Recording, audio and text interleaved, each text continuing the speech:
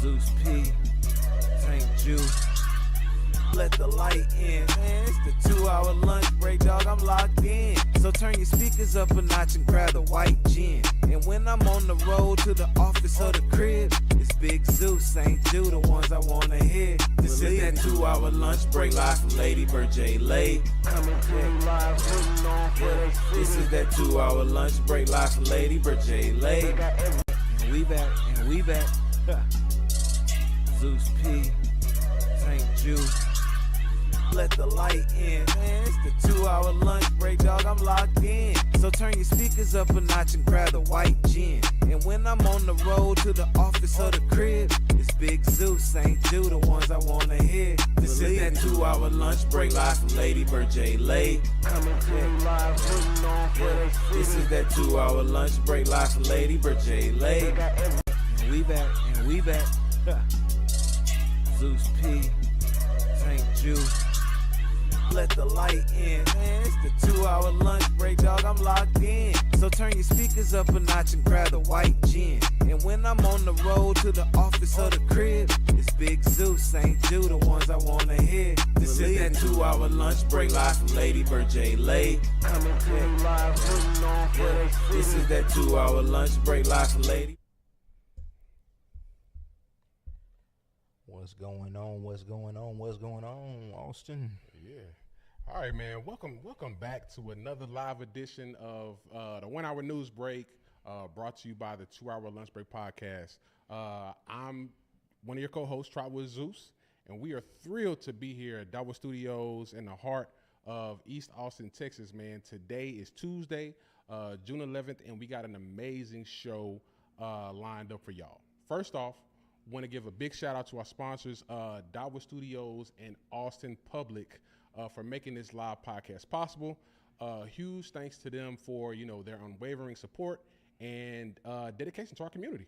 Yeah, absolutely. And I am Saint, the other half of the 2-hour lunch break podcast. And for those joining us for the first time, the 2-hour lunch break is all about highlighting incredible Black and brown entrepreneurs, artists, creatives, all around the city of Austin, which is so vibrant. Our slogan is all a podcast for Austin, from Austin, shared with you around the world.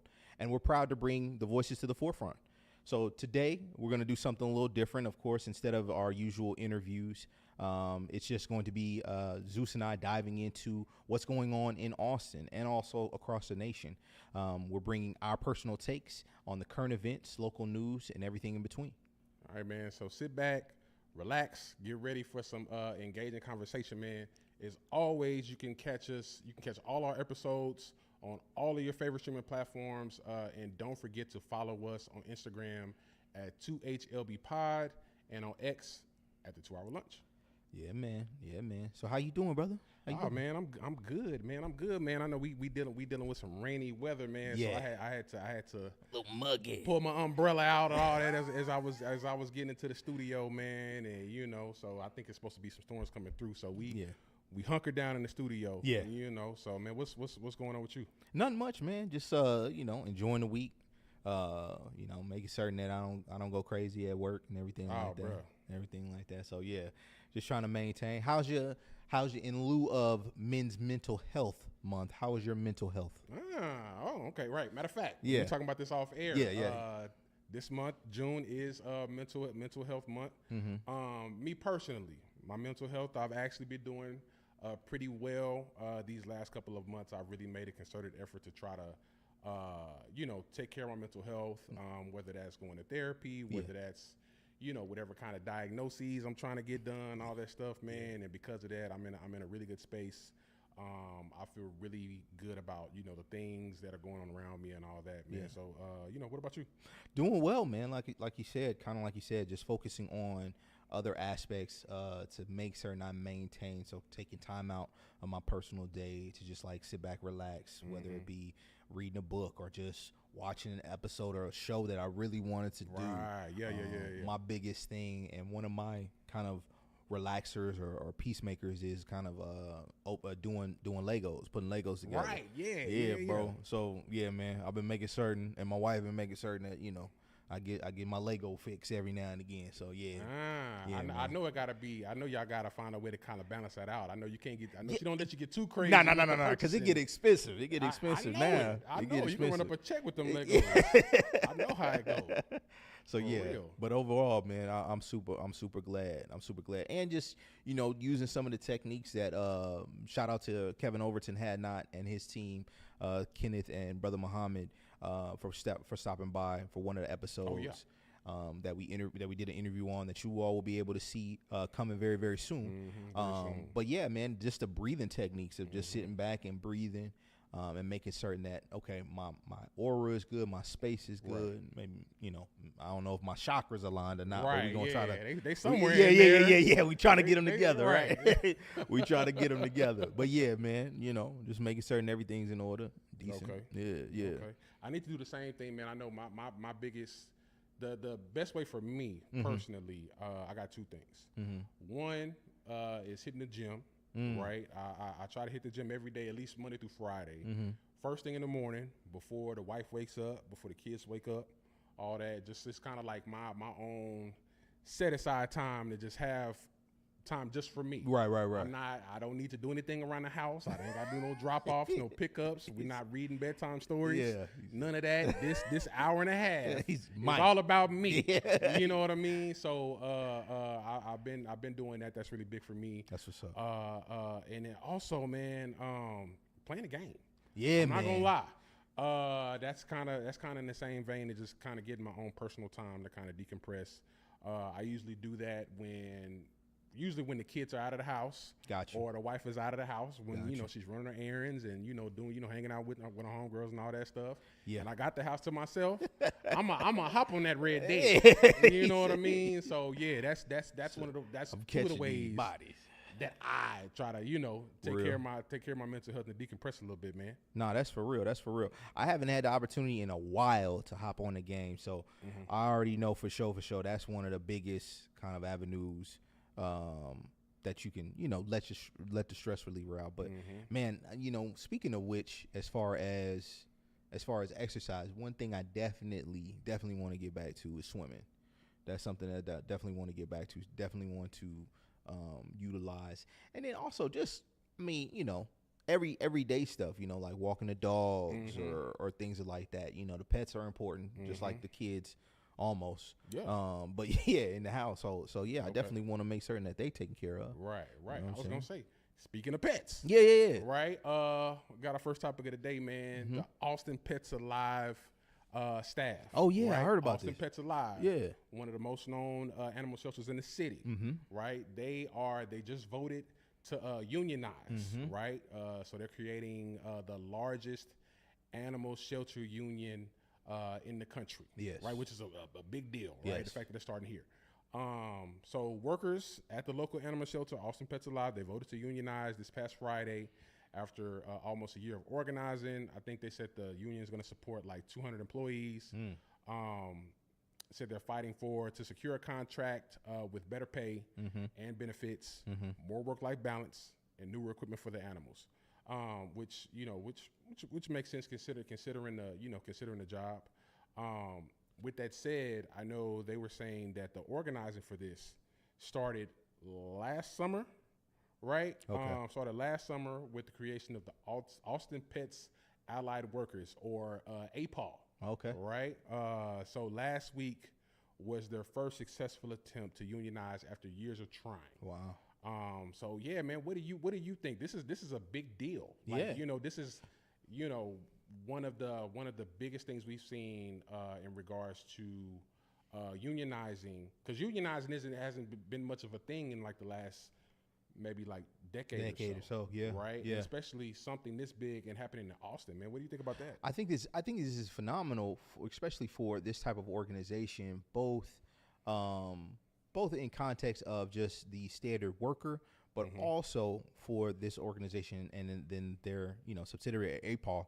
I think that's really, really good and really a great initiative to help move the needle forward when it comes to a collective and cohesive environment. I know one of their biggest things and their biggest issues that they were tackling was also like, staff positioning, and also just getting the word out there for the Austin Pets Alive initiatives. I know there are a lot of people in the city of Austin who either want a pet and are looking for a pet, or just don't know how to go about it, right? Don't want to pay a slew of money in order to get maybe a new Frenchie or whatever have you, but also just want a companion there. And I think this is definitely a valuable avenue. But also knowing anything that you know about unions, once you get a union, there can be plenty of benefits and opportunities that are available, right? Right. Also, the structure of pay and things of that nature, and then also retirement is also beneficial to you. So I think this is something that will definitely help these employees just get to the next level, get to the next step, have a level of peace, and tranquility when they're employed in their job, because this is something. The work that they're doing is important, right? Oh yeah. So yeah, definitely. What about you? You think it's beneficial? So I'm not gonna lie, bro. Yeah. I'm very. Okay, I'm gonna keep it a buck. Yeah. Of course, right? of course. I'm an anti-capitalist. I'm Okay. not gonna Yeah, lie. you said that before. You said that before. I'm not gonna get too crazy with my opinions right now. But for the sake of this conversation, I'm putting that out there, right? So, along with being that, I am also pro-union to an extent, right? And I say that because unions, at their best, they can do some amazing things for the working class. Yes. Right? Just like you were saying, benefits, pay, pension, all those different things, right? They can benefit the employee to a great extent, right? But on the other end of that, unions also have the ability, if they become too powerful, they can do some nasty They things. can do some things. You know what I mean? And so I do feel like in this case, we're talking about the positive things that unionizing can do for this. Right. I know there were a couple different things that had come up. I know the shelter, they had done like a few different, like they had did like hiring freezes on like vacant positions. They weren't bringing any new staff. Employees were like having to work overtime, and the shelter was overcrowded. It was just a bunch of different issues. And of course, it's just the beginning. Like I said, the vote just went through this past Friday, right? So we're literally at the first step. But the potential that it has, it can do some amazing things. And also on top of that, this could maybe be the first domino, right? Like when you think about like the big corporations that are in the city, right? You have, of course, for the longest, Dell was big here. Yeah. You have, big corporations like Indeed. Yep. You got Tesla. Oracle. Oracle. Yeah. All these different major, Fortune 500 companies that have had issues between, essentially the stakeholders and the rank and file, the working class employees that are working for said company. Right. And there's been a lot of exploitation. There's been a lot of different things that have happened that could be rectified if those employees see this example and like, hey, we can do this as well. I mean, there's already been kind of stepping outside of Austin. There's been other examples. I know they unionized with Amazon in Alabama. Yes. I want to say Birmingham or Montgomery, one of those cities. And they made some stuff shake. Like they did a lot of things to improve like the conditions on site, the kind of hours that they were working, all these different concessions that they made Amazon do. And like I said, this has a potential to do great things. So I'm happy that this first step is happening. Now it's like at this point, what's your game plan? What are you going to try to enact? What are you going to try to make happen? Yeah, and I think to your point, just thinking about the construct of Texas, right? Having because we're a right to work state, right? I think also that could possibly add some little bit of difficulty of getting everything that you want out of a contract agreement, and then also those employees can choose whether or not they want to join the union or not. But once once the union is certified, it represents every employee in which the union is covered in that position, right? Bingo. So those are give and takes and ebb and flows But those are things to consider. And also, in addition, if we're in a union, what do? We pay dues, right? Those dues paying can be beneficial to the overall structure for every employee's full support, right? And initiatives. So I think some of these things are, there's negatives and positives to everything, right? But I think the ebb and flow and the core of it sounds like it's going to be a positive to me, and I'm excited to see more details about this. And I know they're still have they begun negotiations yet, or are they still working on it? Okay. I know there was an article that was out about it. They said it could take anywhere from weeks to months. So this is, like I was saying earlier, bro, this is just the first step. I mean, like I said, this could be the first, domino. Yeah. Not just affecting, the job market and conditions in Austin. Right. But, overall, or it could affect what's happening with other animal shelters around the country. Right. I'm sure, Austin isn't the only city that's dealing with issues as far as, animal shelters are concerned. Right. I'm sure it's probably other major cities like, Detroit, Seattle, Baltimore, all kinds, just throwing it out all for kinds of this conversation. Yeah. That I'm sure the working conditions the employees feel aren't up to par. So, like I was saying earlier, they can look at this as an example, like, hey, look at what they're doing down in Austin. This is the biggest animal shelter union in the country. Right. Maybe we could, incorporate pull some of that in, right? Incorporate that and see what we can make happen on our end. Right. And we could take this nationwide. Right. No, for sure. So that's the hope. Right. But I think the biggest thing too is, I would want to argue and see. I would be interested in knowing about, of course, what are we talking about? Pay. Yeah.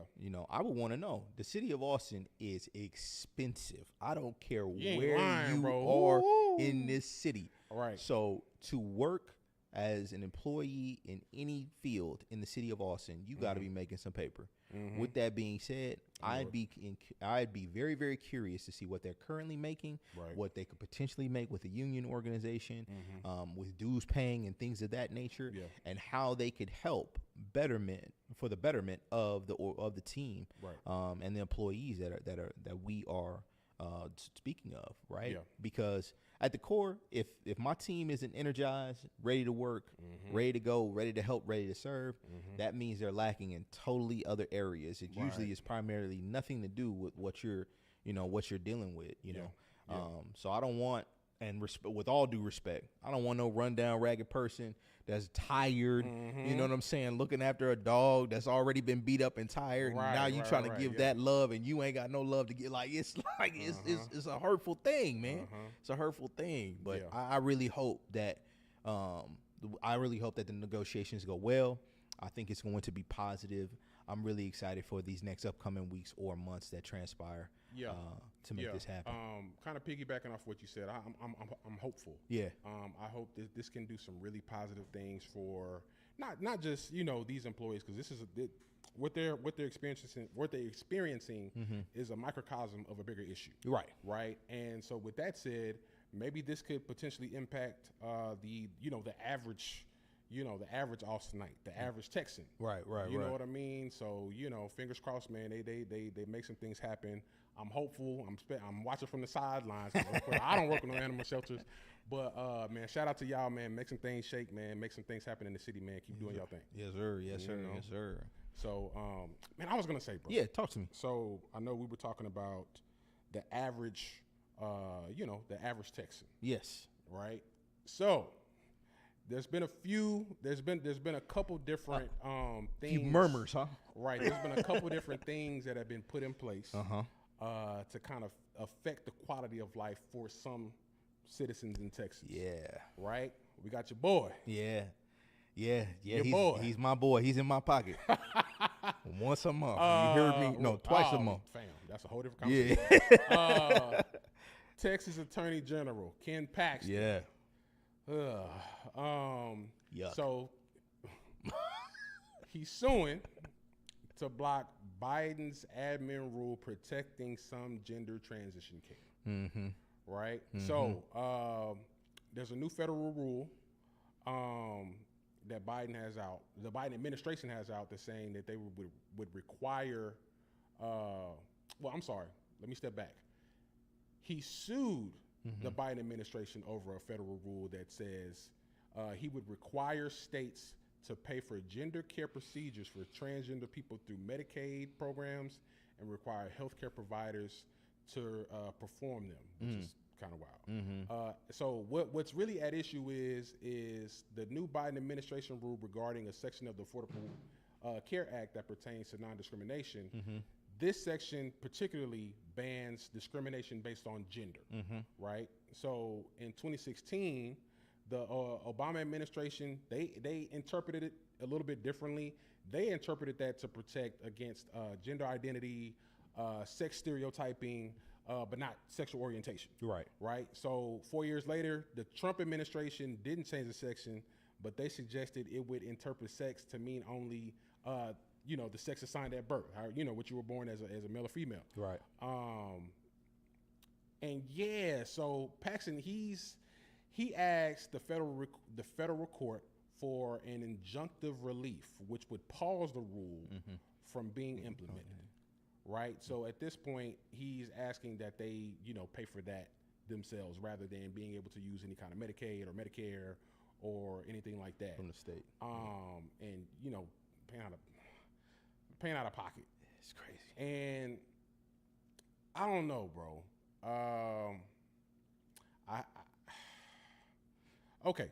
Go ahead. So I'm gonna try to not get too far on either side of the aisle for the sake. I don't want to tell anybody what to do. That's not what we're here for. Not at all. But I do have my feelings.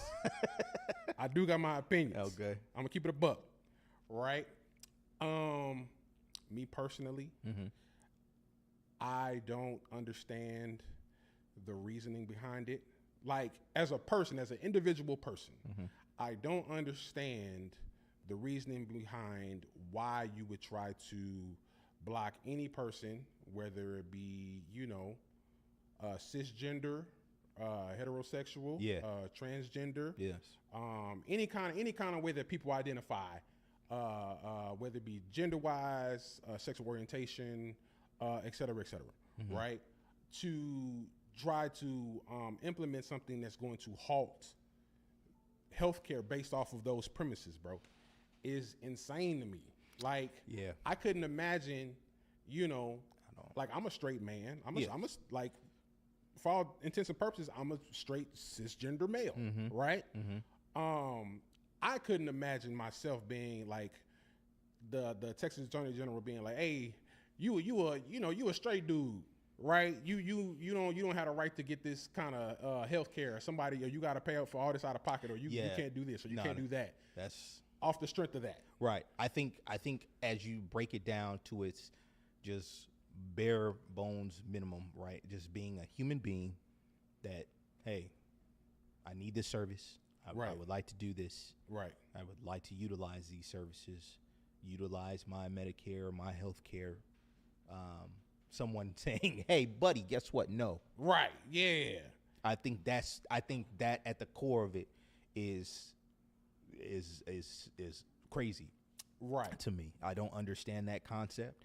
And so that's why I'm kind of arguing it. Now, I will see the perspective of, hey, look, we don't want the state to kind of pay for all these things that may come about. But then you got to go deeper. Okay, how many times, let's do some research in the past, 7 years. Right. How many times has someone, requested this type of procedure or requested this? Because then you can quantify it, and then you can say, oh, okay, well, it's only, all right, cool. No, we got it. Right, because it's certain procedures you can't get but one time. You can't be but one time. Hello. You know what I mean? So it's not like you doubling back. Exactly. And, I'm getting this every 3 months. Right. No, yeah. no, It's my like G. you getting this done on the state's dollar once a year. Right. Or something like So that. I think again, this goes back to kind of our conversations we had about two or 3 weeks ago. Misuses of funds, understanding how funds can be utilized in what areas. Right. But this kind of boils down to just the freedom and a right to be a human being. Like, Right. don't tell me something I can't do with my own health care. Like, that's insane. Right. That's insane. I pay all these taxes. I do all these things to be a law-abiding citizen. Right. And then you turn around and tell me, oh, no, you can't do that. No. That's not happening here. Yeah, and I mean, even with that, it's not like we're even talking about like, children, right? Right. Like we're not even talking about that. We're talking about adults, like Right. adults seeking, whatever kind of procedure, whatever kind of health care that they're trying to get taken Live the care way you of. want to live, man. We're talking about them, and like to try to implement that would block that is wild. Mm-hmm. And in addition to that, bro, like it's not even just him. Like, cause I know Texas is the first. Yes. Right. I want to say Montana Okay. is doing that as well. Which okay, who's trying to go to Montana? But I know they're doing the same thing up in Montana. Now, what I will say is I do feel like a bit of it is it seems to be like a bit of a political ploy, right? Because I know I can see that. Ken Paxton definitely has some political ambitions, right? And I can see that. I think this may be a play like, hey, I'm tough on the, so and so. Yeah. And so I'm gonna try to parlay this image into, some kind of other higher office down the line. But with that said, if that indeed is like his tactic, right, you're still hurting people and denying people along the way.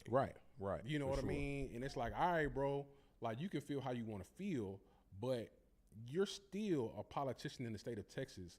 What you do affects not just your constituents, but it affects everybody in the entire state. Absolutely. You know what I mean? Absolutely. And so why would you, take actions to try to negatively impact people, the citizens that are in your state? You know what I mean? And yeah, I'm not a fan of it. Yeah. That's all I can say. I think this is nasty work right here, beloved. So we don't know as of now. Like I said, he just did this. So this suit just started. And so who knows if this thing even has any legs? I mean, America is super litigious. So he might just be filing some paperwork and then they might just, look at it and pass it. Yeah. And it might go to the recycling bin. Move right along. You know what I mean? But I think the gesture in and of itself, it signals a lot. Yeah. You know what I mean? It's very telling. It's very telling. And if that's his bag to move up in the ranks and he thinks this is the most advantageous thing, Right. I guess. But I just don't think, as far as Texas is concerned, and from the individuals that I've known and the time that I've lived here for the 20 some odd years, they don't usually play that. They don't usually play that. Right. So yeah, you ain't gonna tell me what I can and cannot do with my rights. So they got a lot of nasty moves they're trying to make on that side. Yeah. You know what I mean? So but yeah, man, so as far as that side, man, let's go to the other side of the aisle. Yeah. Let's talk about the Right. Yeah. So Texas Democrats. Okay. They just held a convention in El Paso. Okay. They just wrapped up. I want to say like it's the biennial convention. Okay. It was this past Saturday. So they were, a big thing with them. They're like warning that Texas could like slip into authoritarianism if Republicans come into power. To power for much longer. Okay. And and so it was a 3-day convention. So it came as Democrats are really trying to rally their base ahead of the 2024 election and kind of turn apathy into action, even as the number of seats they hold in the state and in federal office, it pales in comparison to Republicans by a lot. So I know Democrats, at least from what I can see. So I'm not gonna identify. Hey, every time we have an episode, I say I'm independent, right? I'm gonna stick with that. That's my story. I'm sticking to it, right? And so at least from the outside looking in, it definitely feels like, at least with the upcoming presidential election, it definitely feels very apathetic. People aren't necessarily like sprinting to the polls like last go around, because I think that was the highest voting in presidential American history. Right? Right? We got to figure this out. Yeah. And so the thing is it's like now they're trying to rally that because we've seen what's happened since that election occurred.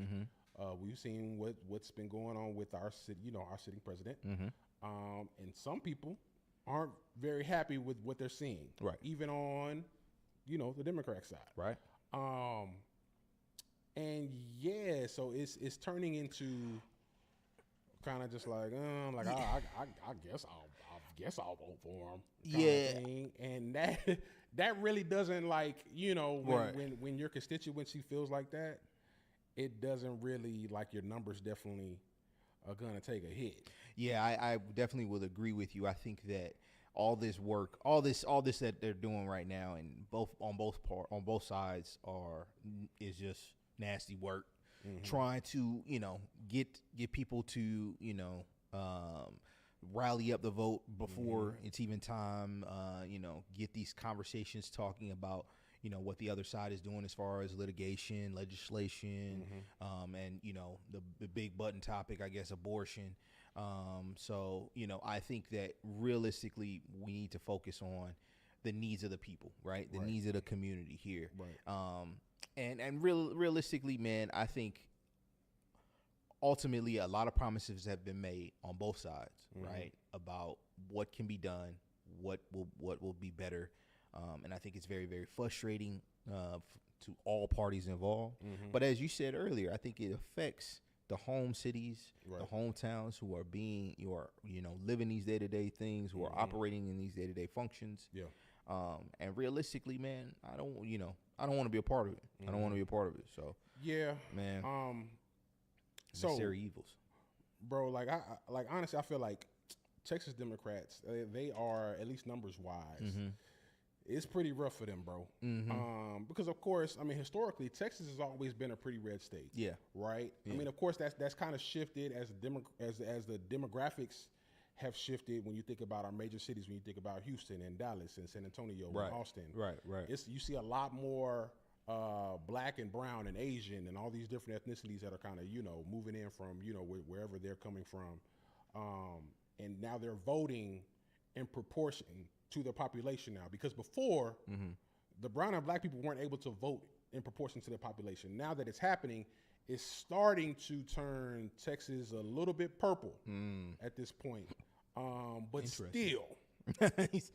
still, they definitely not in the lead right now.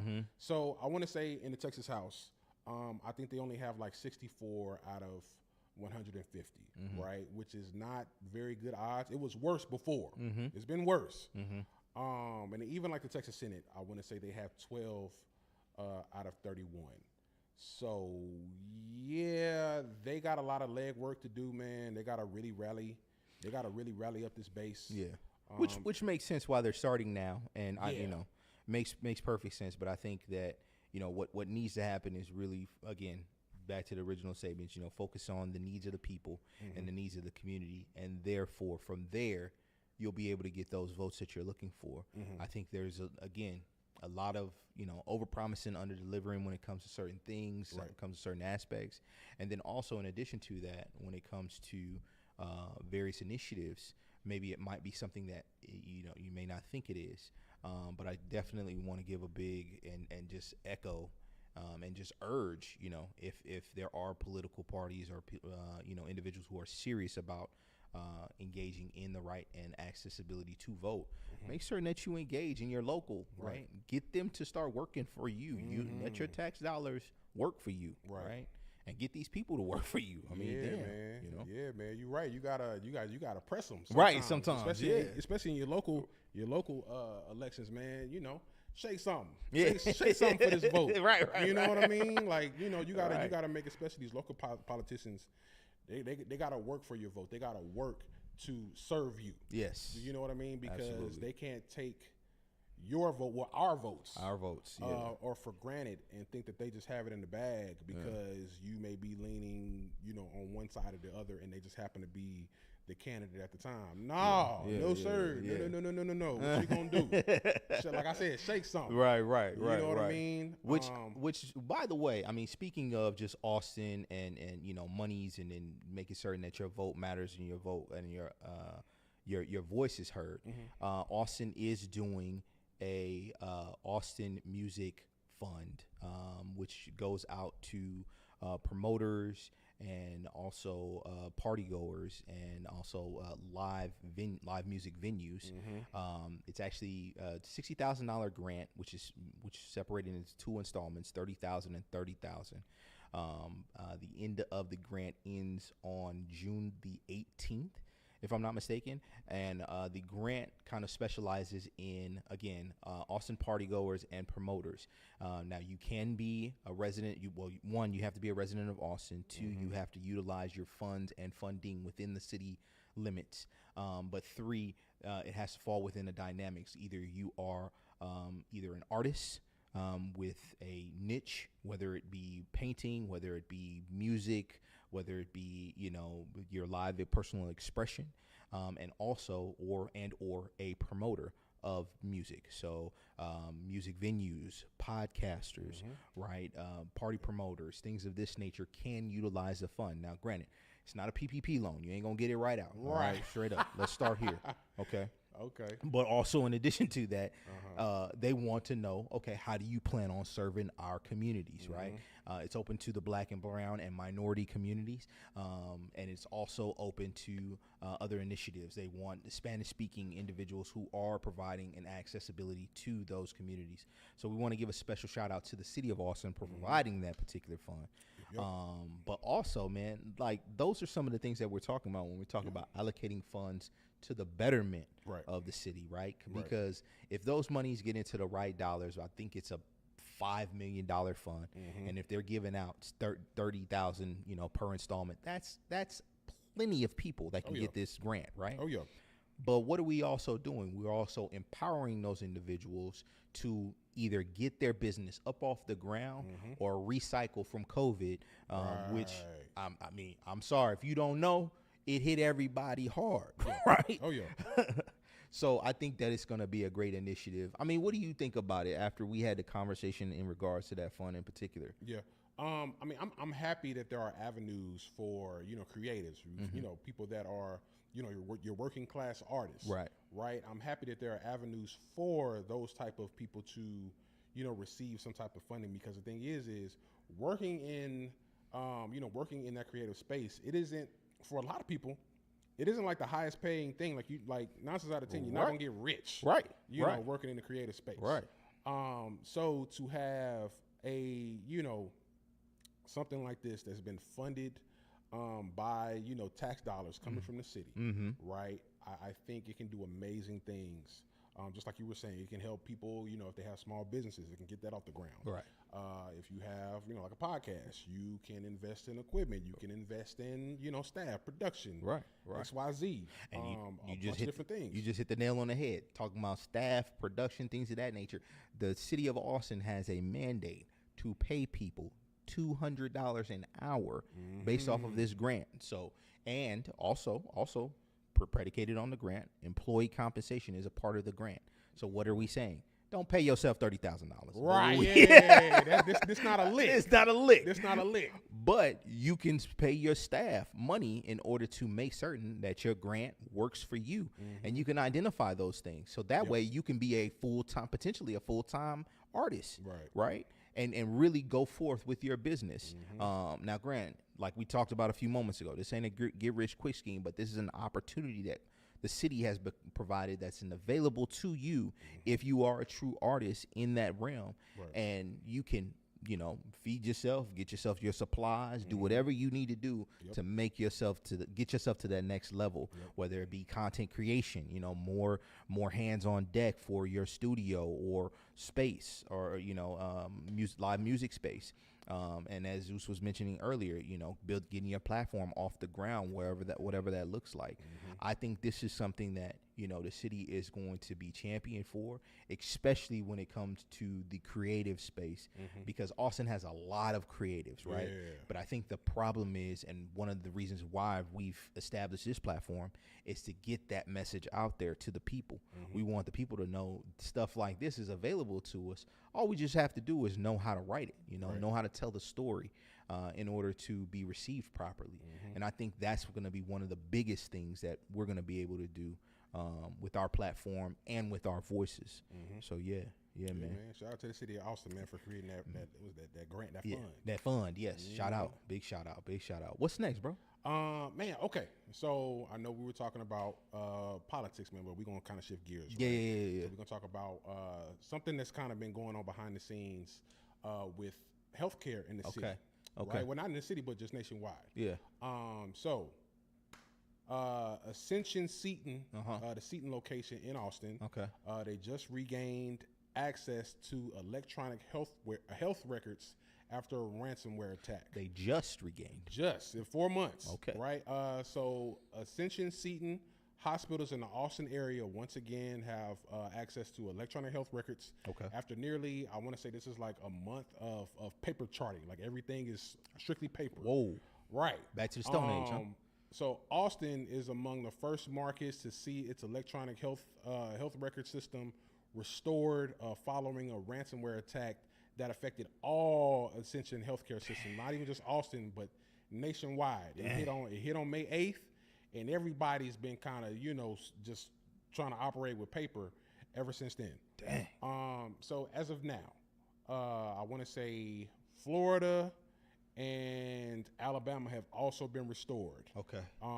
The rest of the hospitals nationwide are expected to for access to be restored. What's the date today?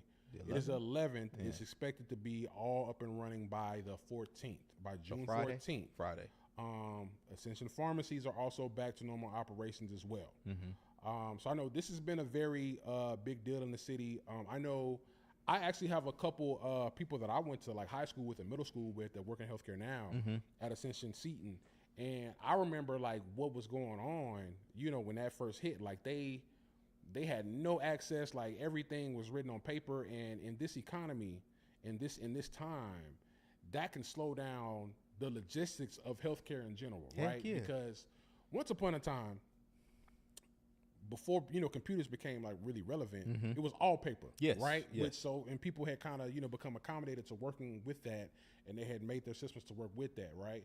But now in 2024, it's set up logistically around working with computers, Right, exactly. right? And so when you're set up to work that way, and then boom, you have to go working with paper now. After logistically you're set to work that way, they said it's set them back like 30 years. I bet. You know what I mean?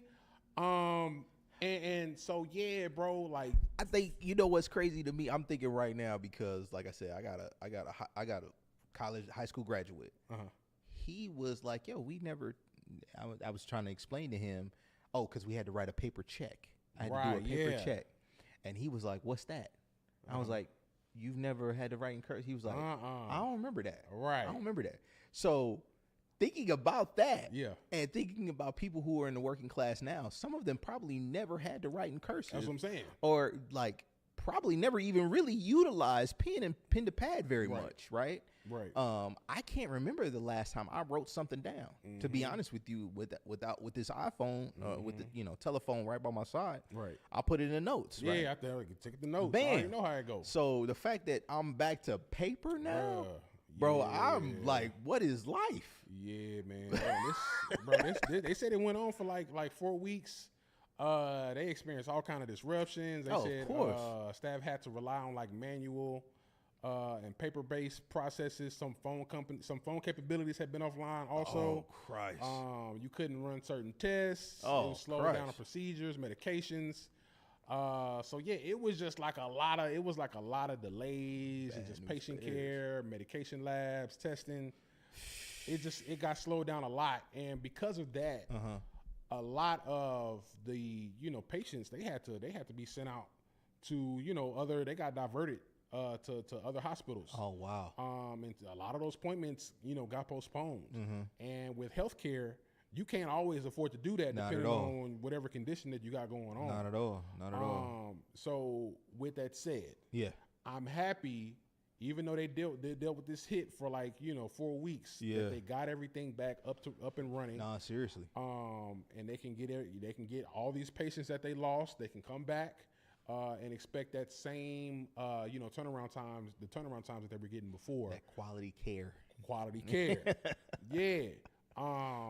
So But yeah, yeah, man, man. it's a big deal. I'm happy that they were able to right the ship. 'Cause, man, that's scary, bro. Yo, bro, I was just thinking about that, right? Yeah. What if, you know what I'm saying? And, God forbid, but, what if you in that situation, right? You writing something up, because I think about the standard issues and scares that you hear about, on kind of some of these stories where a patient went in to go get his left leg amputated, they bust the right leg down, right? Or something like that. Right. Like, what, writing that down on paper though? And then doctors are not very well for their handwriting. Trash. Big trash. So, who is transcribing this? Bruh, I don't know, dog. Who is relaying this information? I think this is interesting, man. I just congratulations and big shout out to the nurses that have been working, both the MAs, RNAs, RNs. Just want to give a big shout out because this is definitely something that could overhaul a hospital and destroy their overall infrastructure. Yeah. So I'm just big shout out to y'all for y'all hard work and dedication on the back end. But I know some of those patients are upset, but just keep grinding it out, man. Man, that's challenging. Yeah, that's I was gonna say, man, some of the people that I know that are working for Ascension, man, I know they are so relieved and happy that this has been resolved and they can actually work like normal people at this point and not like we in 1952. You know what I mean? So, for real, yeah, man. Shout out to them, man. Keep doing y'all thing now that y'all backing up and running. Yeah, So, bro, I was gonna say, fam. So I know we're in the middle of the summer. Yeah. Right. And I know we've been talking about like outdoor activities, getting out and about. Yeah. Being outside, hitting the water, hitting the lakes, all that kind of stuff like that, bro. I know the city of Austin. They've been having some issues with Town Lake. I know we talked about it before. Lady Bird Lake. Lady Bird Lake. All right, hey man, I'm a native Austin Lake. I say Town Lake. It's Town Lake to me. It's Town Lake, yeah. So Lady Bird Lake. So they had been, we said it last time. They had been experiencing some issues with a lot of the algae. Yes. The algae growths that have been happening down there for maybe the last 3 or 4 years. Yeah. Right. And I know they have been having issues. People getting in the water and like swimming, especially towards like the west side of Lady Bird Lake, like near like Redbud Isle and stuff like that. A lot of people were getting sick. I know I want to say in like 2020, 2021, a couple of people's pets had passed away from like swimming in there and like ingesting some of that stuff. Yeah. So the city of Austin is actually making an effort to try to fight that. Okay. Fight the algae growth. Okay. Right. So, they started applying a treatment to parts of Lady Bird Lake starting this week. So far, the efforts have yielded kind of mixed efforts, but it's better than nothing. Right. So apparently, it's a type of modified clay. Okay. Which apparently they're like getting it in hoses and like shooting it into the water at the algae or shooting it in the general vicinity of the algae. Okay. Right. So what happens with this clay is that it sticks to the phosphorus that's in the water, and apparently it drags it down to the bottom of the lake. Okay. Right. And so because of that, the algae is they actually eat phosphorus. Like that's what they live on. Okay. Right. So when their food source goes to the bottom, they go right down there with it. Yeah. Right. Either that or they starve. They starve to death. Right. Yeah. And so with that, there's less phosphorus available. So of course, there should be less algae. Should be. Right. Yeah. So I know we were saying there's mixed results right now. Yeah. Right now, areas east of 35, we haven't seen any decreases yet in algae levels. Okay. Right? Okay. But it seems to be more successful around Redbud Isle, just like we were talking about. On the west side of Lady Bird Lake. So I know city researchers report that the algae is persistent and it still returns to the area each following year. Okay. So it seems like this is going to have to be a continued thing. Like, I don't see this going away anytime soon. Apparently, this is going to be year-round battle. Right. You know, if the city and its citizens, if we really want to be out on Town Lake, we really want to be outside and enjoy those natural resources, there's going to have to be some things that we do in order to make it as safe as possible for the people that are going to be in that water, and, you know, even the animals and pets that are going to be in that water. Yeah. Now, what I'll say, as a native Austinite, I've learned from as long as I can remember, you don't get in Town Lake. No, not at all. You do not. Not you, at all. You don't get in Town Lake, right? And I've learned that since I was knee high, right? But I understand that everybody here ain't a native Austinite. No, not right? at all. So they gonna try Not to at get in that water. That was like number 2 that I've learned, like lessons. Number 1 is like don't go to Runberg after a certain hour, and then don't get in Town Lake because it's not beneficial. Right? So. Yeah. Don't. Well, I say the one that sticks. Don't get in town. don't do that. But yeah. So if we're gonna have people get in that water, Yeah. like I said, I'm happy that the city is at least trying to do something about that. I know it's working on the west side of Town Lake.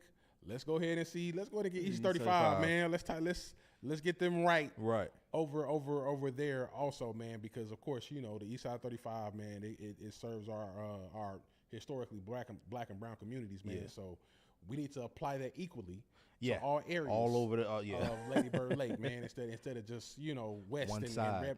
west and Redbud Isle. I agree. And all that stuff, man. Go ahead and hit the east side too. Yeah. You know? I agree. Speaking of the West Side, though, you know, we bat. My man is batting for 1,000. Right, he is killing it. Right, and if you don't know what I'm talking about the Texas softball.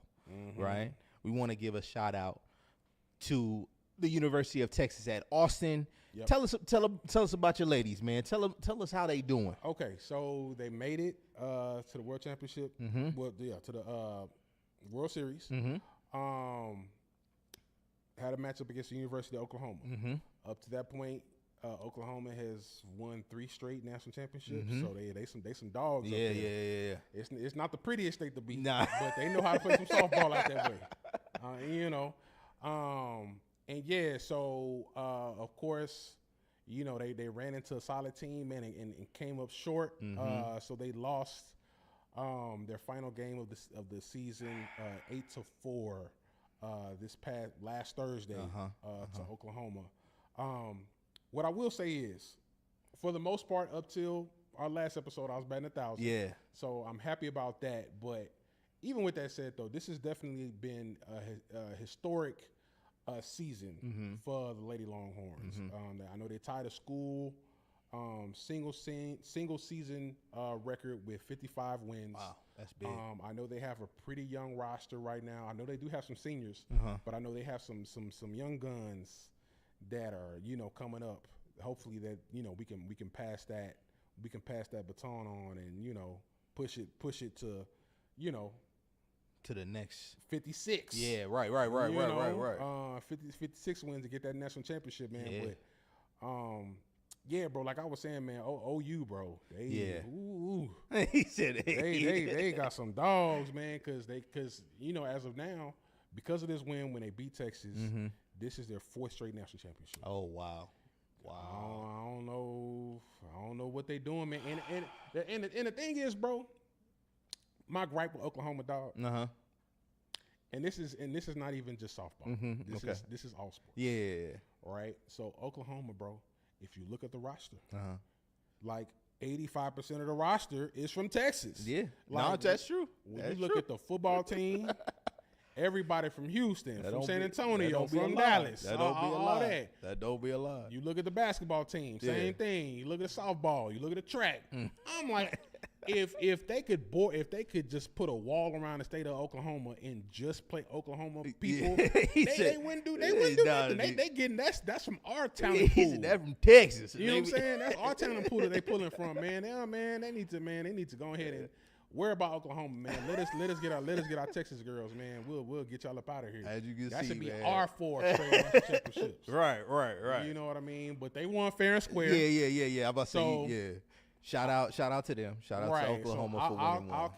I'll concede that, man. Yeah, shout out to Oklahoma for winning one, but also most importantly, shout out to our Longhorns for literally making history, going through the test of time. That is phenomenal, phenomenal work. Big shout out, man. So yeah, man, what are we talking about now? Upcoming events? Yeah, What's we got going on in the upcoming city? events, man. Big event of the year, Juneteenth. That is correct. So of course this is historically a Texas holiday. Yep. This is to celebrate, the announcement in Galveston, Texas, June 19th. I want to say 1865. Right. The announcement at Aston Villa in Galveston, Texas, to the enslaved persons in that city that slavery was done, like in totality, right? So because that was basically on record the final day, Right. that has become a Texas holiday, and of course from there it's become a nationwide holiday. So apparently Juneteenth gets celebrated nationwide everywhere now. So in Austin there are a bunch of different events going on in the city. So first off, we got the Stay Black and Live Juneteenth Festival, East Austin. It's going to be at the George Washington Carver Museum. It's going to be June 15th. I want to say this is this Saturday. Right. From 3 p.m. to 10 p.m. Free for anybody that comes. It's a community cookout and music festival. Is going to take place in the historic Rosewood neighborhood behind the Carver Museum. It's going to be, a festival followed by DJs kicking off the vibe, and attendees eating smoked barbecue, prepared by the vet pit masters and all that. Yeah. Festival attendees can also check out the live artist market presented by Rich's Art Gallery. Yes. Shout out to Rich. Carnival games, educational workshops, interactive activities, and self-guided tours. At 6 p.m., a festival will kick off. Festival host will kick off the music festival. Will open in performances by local and national musical acts, starring Tank and Scarface. Right. So yes, big event, East Austin, Texas, man. Yep. Is there anything else Juneteenth that's going on? Yeah, make sure you check out. Actually, there's two parades as well. One in Round Rock, also one in Austin, Juneteenth. That is again on Saturday. The parades, I believe, start around 10 a.m. to noon, and most of the festivities are noon to after. In addition to that, we always like to shout out Tater Q for their karaoke experience on Thursday. And as well as on Friday, want to give a special shout out to our sororities and fraternities, but want to give a special shout out to one in particular. Delta Sigma Theta will be having their national convention here on Friday at the Hilton from 6 p.m. to midnight. So make sure you guys holler at them and show them some love. Yeah, shout out to the Reds. Yes, sir. Yes, sir. And that wraps up another edition of the 1 Hour News Break. Thank you so much for tuning in tonight. We appreciate y'all for being here with us. Big shout out to our amazing production behind the boards. You can find them at Cafe Yodo. Salute to our home studios, Dawa Studios. Y'all know where to find us. We're streaming on all platforms. Don't forget to follow us on Instagram at 2HLB Pod and on X at the 2 Hour Lunch to stay in the loop with all things the 2 Hour Lunch Break. Yeah, continue to catch our live streams every Tuesday at 6:30 p.m. on Austin Public Channel and our YouTube page. We got a lot more content in store for you. Thank you for tuning in. We'll check y'all next time. Peace. Yeah, every Tuesday, 6:30. And we back. Zeus P, Tank Jew. Let the light in, man. It's the 2 Hour Lunch Break, dog. I'm locked in. So turn your speakers up a notch and grab the white gin. And when I'm on the road to the office or the crib, it's Big Zeus, St. Jew, the ones I wanna hear. This is that 2 Hour Lunch Break live from Lady Bird J. Lake. Coming to you live, putting on for they see. This is that 2 Hour Lunch Break live from Lady Bird J. Lake. And we back. Zeus P, Tank Jew. Let the light in, man. It's the 2 Hour Lunch Break, dog. I'm locked in. So turn your speakers up a notch and grab the white gin. And when I'm on the road to the office or the crib, it's Big Zeus, St. Jew, the ones I wanna hear. This is that 2 Hour Lunch Break live from Lady Bird J. Lake. Coming to you live, putting on for they see. This is that 2 Hour Lunch Break live from Lady Bird J. Lake.